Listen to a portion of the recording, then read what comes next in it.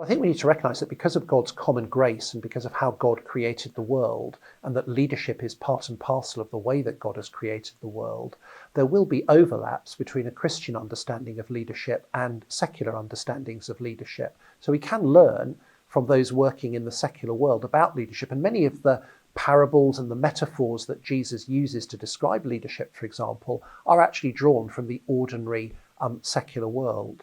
At the same time, the Bible tells us that because of the fall, all aspects of human life are imperfect and are not the way that they should be. And Jesus has come to model for us and show us how things should be restored to reflect God's good intention. And that's true of leadership. So in many ways, the paradigm of leadership from a Christian perspective is seen in the example and the model of Jesus.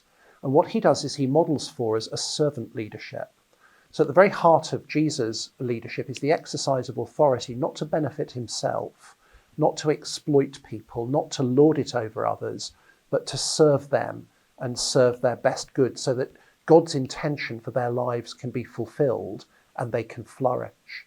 So I think that is the Christian paradigm for leadership, which is different to perhaps the way leadership works in the secular world. So some models of leadership in the secular world are a coach of a sports team, the CEO of a company.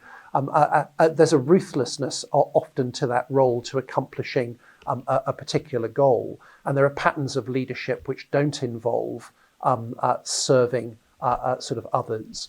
And the Christian pattern of leadership is different. Having said that, there are secular leadership contexts which speak of servant leadership.